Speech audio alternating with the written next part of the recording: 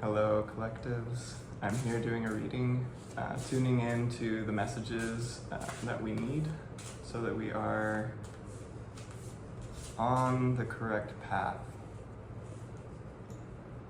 We are on the correct path, and it's not really possible to divert from that.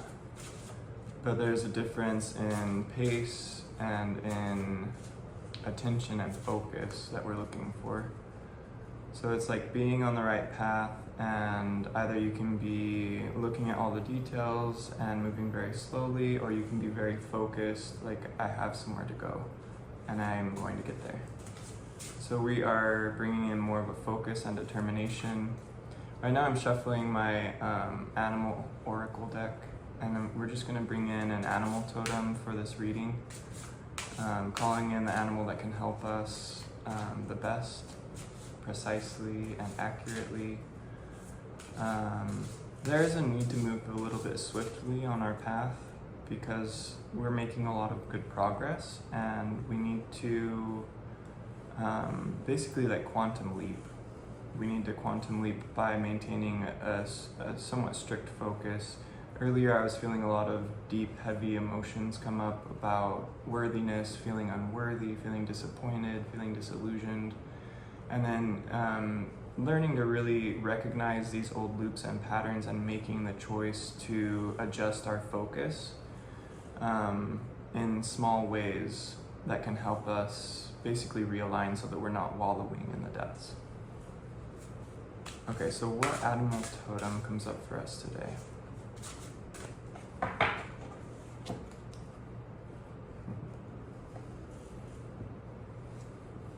The butterfly, rebirth. I love the butterfly. You can reinvent, it says, you can reinvent yourself. Open to the rewards of change. You have brilliance to share with the world. Love every part of your journey. The butterfly. So the butterfly is here with us. Rebirth, transformation. We might feel like we're in the same patterns of the past, but we have a new ability to step up to our authenticity within it.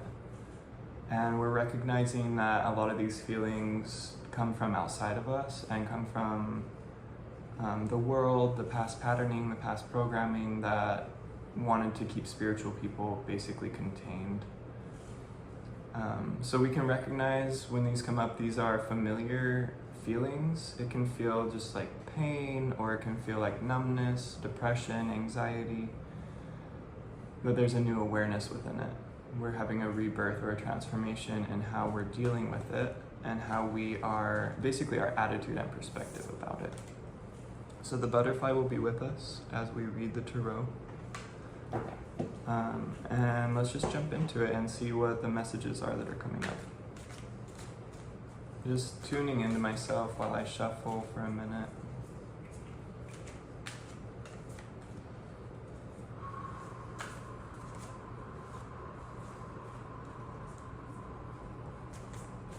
I feel a strong spiritual presence guiding, and I feel comforted. I feel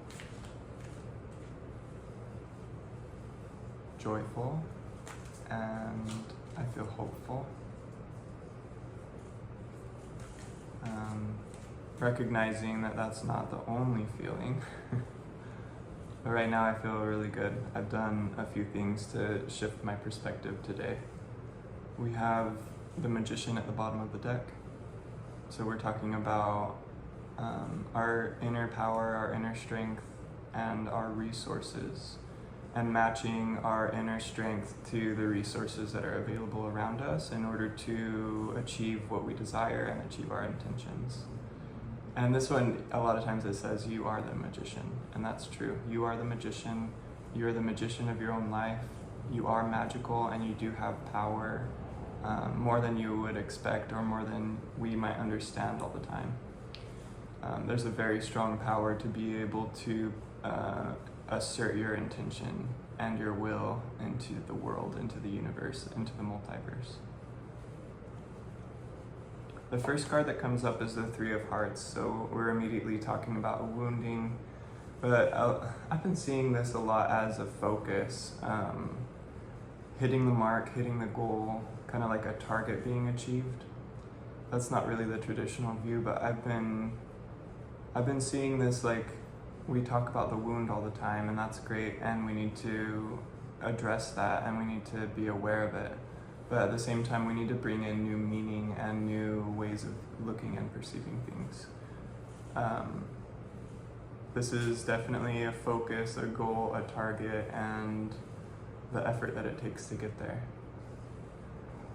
But it's also, I can see now, like, there needs to be a delicateness with addressing these focal points. And I think that instead of being aggressive, we can be more ambitious when it comes to this, and being careful, because if you're needing to pull out the swords of a wound, we need to be prepared, because there will be bleeding, there will be things that we need to patch up. There's a multi-step process to healing, which is a lot of times we're just focused on like resolving the issue or pulling out the sword, but there needs to be like a sanitizing the area first, and there needs to be the proper tools gathered. There needs to be a patching and a wrapping, a cauterization. There's a lot of different steps in healing. So when you've done a certain step in healing, it's time to train your focus to maintain your path and to not be distracted during or in between the steps of healing. So congratulations on the healing that you've done. Congratulate yourself and allow yourself the time to rest and to recuperate and to restart. And also keep the focus. Why are you doing the healing? Well, you're probably doing the healing because there's something you want to achieve, or there's some sort of desire, goal, or purpose that you want to do that was being blocked or being hindered. So continue that focus and continue to do all the steps so that you can get yourself to the best possible path for yourself. The Queen of Swords, you do have the authority in these realms. We have the Three of Swords, and the Queen of Swords comes up, so there is a focus on the intellectual, on the perspectives. There's a focus on having the ability to understand and to decipher, and trusting yourself in the process. Trust your intuition, trust your perceptions, and trust develops trust. So let yourself love and let yourself experience, and continue to develop trust within yourself so that you can trust your world more. And you already have it cultivated, so there's definitely a lot to work with already. And then moving from the Three of Swords to the Queen of Swords, there's a quantum leap. We were mentioning quantum leap earlier, and there's definitely a jump in having a wound and maybe being brought down by it, but then understanding and knowing how to get to the place where you are in authority of what's going on for you. So don't be dragged down by whatever needs to be healed or whatever wounding there was. And you won't be. The Queen of Swords comes up and says that you do have the ability, you do have the authority in these areas. Okay, we have the Six of Swords. So we are in the air realms. We are very much in the mental areas, intellect. But we see a lot of emotions coming up with this.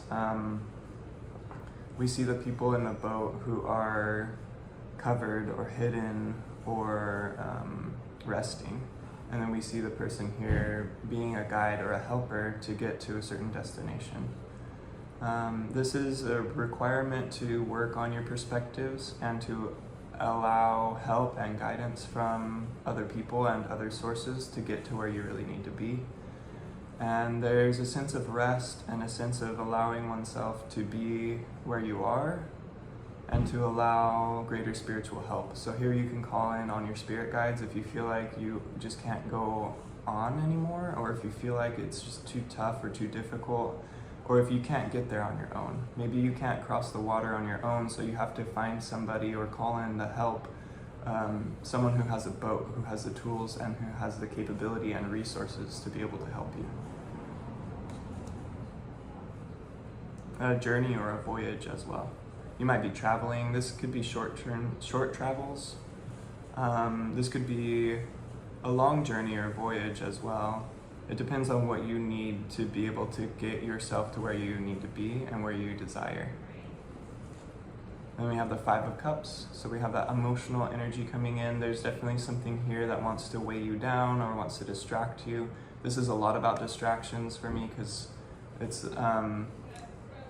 they're looking at the empty cups that have fallen, and then there are cups behind them that are still upright. So maintain your focus and recognize that there are things in the world that would want to distract you from what you're doing, and basically to build the ability to shift your perspective, especially emotionally. If there's something in your feelings that's getting you down, to allow yourself to focus on something different or to shift your perspective. Okay, so the first 4 cards are up, just tuning in. There's definitely something emotional going on, and it's calling in your intellect to be able to resolve your emotional issues, and to not be stuck in feelings that you don't desire, feelings that you don't really want. But there's also allowing the feelings. There needs to be an acceptance of it, so you're not fighting your feelings, you're simply acknowledging and shifting within all of it. The King of Swords comes up, so we have the balance and the pair of the authority within the intellect. The difference between the King and the Queen is just that difference between the masculine and the feminine. For some people it's a huge difference, and for others it's more androgynous. It's kind of like reiterating the same type of authority. If you have a lot of difference between your masculine and your feminine, this is first the message to allow and to assess your emotions, to allow better perspective and to be with yourself. And then this, as the masculine, is more about directing and taking authority and control of what's going on for you. I'm more androgynous, so it's, for me, it would be just like a reiteration of the authority and ability to direct the intellect and to trust in one's own perceptions. But there's definitely a balance and equilibrium happening. We have the High Priestess coming up. This is the center of the reading here.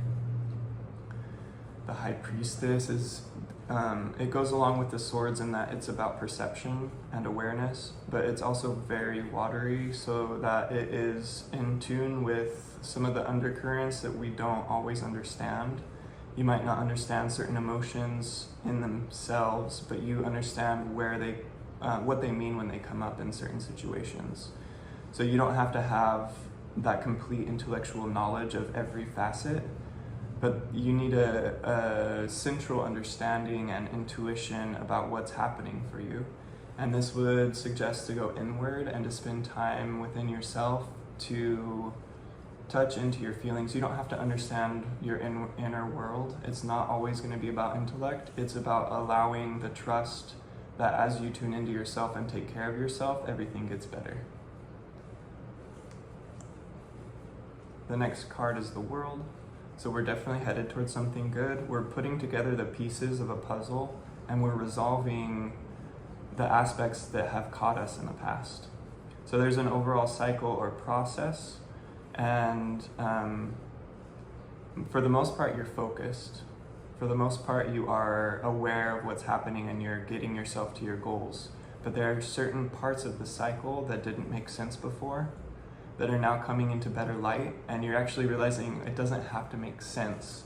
I just have to keep my perspective and keep my focus, and to not be distracted by the things that don't necessarily line up or match my intellectual understanding. Definitely something great on the horizon though. I mean, like, that's a wonderful goal, that's a wonderful reward, and it shows up in all aspects of life. Then we have the Two of Swords. We're talking about trusting the intellect, trusting the perceptions again, to trust yourself even when you feel like you don't have the full picture, or even when you feel like you can't see every detail. Maintain a foundation within yourself. This is talking about introspection again as a huge power to be able to resolve. It's talking about the sensations giving you indications about what's going on. So like bringing your intellect to your emotions and allowing your intelligence to inform you about your emotions. And then this can be caution and waiting for the right time. But I mean, she's also wielding swords, so you have the power, but you might feel like you don't know what to do. So the more that you trust yourself, you move a little bit slower, and you don't wait until you have the blindfold off to act. I see this as movement and momentum, so I don't see her really as stuck. I see her wielding power, and I see her with some sort of disadvantage or handicap with the blindfold. And I can see it as needing to like step up even if you feel blindfolded, needing to trust yourself even if you don't have all the answers, and needing to introspect. Introspection can come in many forms. Self-talk is a really good one. Like if you feel comfortable to talk with yourself, to allow that. I know like for me, I used to talk to myself all the time when I was younger. And as I grew up, I learned to damper it because it gives a sense that we might be making ourselves crazy, or it's like off. It's kind of a taboo in the world actually, but people will say that you can go crazy by listening to voices or talking to yourself. But I disagree. I think it's really important to form a relationship with oneself without getting lost in that, of course. But it's good to voice yourself and to practice your voice within your own comfort zones. And then when you're out in the world, it's easier to then speak up and to be accurate and to know the words to say. And it's okay. It's okay to have conversations with yourself. Okay, we have the Four of Swords. This is a time of rest. We're talking again about the introspection, allowing time for everything to process, trusting that you don't have to actively find all of the answers, trusting that by allowing yourself to rest and setting the intention to process, you will come up with the answers from your heart. Instead of running your mind so much, because there's a lot of intellectual energy, so there's a lot of like thinking and perceptions about one's thoughts. But sometimes you just need to like quiet the mind, find a way. You can even try and distract the mind into a better place, but find a way to sink into the heart area, into the areas of feeling, and then trusting that the answers will come up naturally, that you don't have to reach out for them.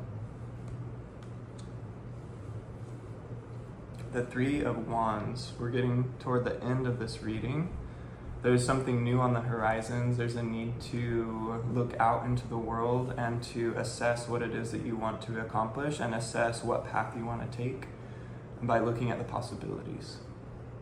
Let's see, this is the only wands in the reading, so this is the fire ability.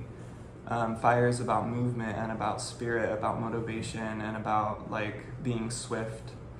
So in this reading, it's suggesting not to be too fiery and to be more introspective and allow the fire to come to you, or to wait to unleash all of your fire energy into the world until you have the possibilities lined up and you're very confident about where you're going.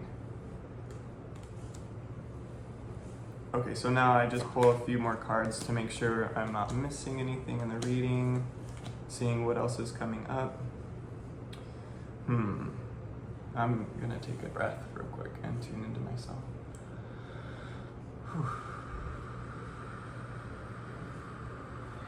We got more swords energy.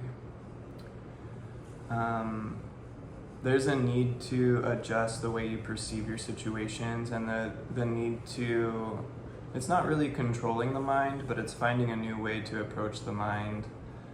It's sinking into the heart and trusting your intuition, your sensing, and your feeling to give you the answers that you need.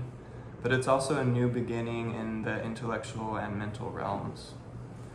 These are small steps that are taken over the course of a longer period of time that will help readjust the way that you're treating yourself and the way that you perceive yourself. There's a need to be cautiously taking steps forward. There's a need to, like, if you have goals or if you have things you need to do that aren't necessarily supported by the world around you, there's a need to be tuning into your own confidence and courage in order to take those steps forward without causing trouble or without causing havoc around you. But there's definitely a need to continue going and continue moving forward, but not in the same way, not by reaching out with your mind, but by having a better relationship with yourself and by trusting your own intuition. And then the last card here is the Sun. This is rebirth. This is a rebirth of the way you're going about things, the way you're treating your emotions, the way that you react and respond to your emotions. I get a lot of Aquarius energy because of all of the swords that have come up in the reading, all of the intellect, but it's not it's not swords with fire. It's not like having an idea and going for it. It's taking into account all aspects of your situation through your feeling, through introspection, through treating yourself well, and being aware of your thoughts and using your thoughts and your mental prowess to your advantage rather than keeping yourself stuck. So if you have any type of like stuck feelings or patterns about what you can do, what you're capable of, if there's any type of like judgment about yourself or being harsh on yourself, this is a rebirth of that energy so that you don't have to be harsh on yourself, you don't have to second guess yourself, and you're able now to get out of the mind trap. There is definitely a mind trap in the past here, and it's caused a wound. So if your perceptions of yourself have kept you from achieving your goals, you might have experienced wounding because of that, because of how much we need to live our purpose. We're literally designed to live our purpose, and if we're not allowing that in our lives, it can cause a lot of disease, it can cause illness, it can cause being in the wrong place, it can cause a lot of distortions. So there's a rebirth on this energy, and there's a new capability for you to support yourself in your endeavors and to trust yourself and build trust in your own intuition. And that's something wonderful. That's beautiful. I was gonna say to look forward to, but it's actually happening already. That rebirth is happening now for you, and it will lead in the future to attaining a new world for yourself. And it will help you in all areas to be with yourself, to befriend yourself, and to start really just distracting yourself from the distortions that come up, or just like figuring out how to not pay attention to the distortions as they come up. Okay, so you are in a period of rebirth, and you are well on your way to the life that you desire. There's still some work to do in basically training your mind to refer to your heart. And it is creating, and it has already created new beginnings for yourself. So you've probably already recognized this, and this could just be a confirmation that you're on the correct path. That even if it feels like you're not making the type of progress that the world requires or that the world wants to see, from their perspective, you are making immense progress within yourself, probably more than you even realize, and your goals are flooding into your life. I don't know if flooding is the right word, but I just see like pouring into your life, basically. I can see this love and light pouring into you as a reward for the work that you've done and for the spiritual awakening. Okay, thank you so much for tuning in and listening, and I hope to see you again.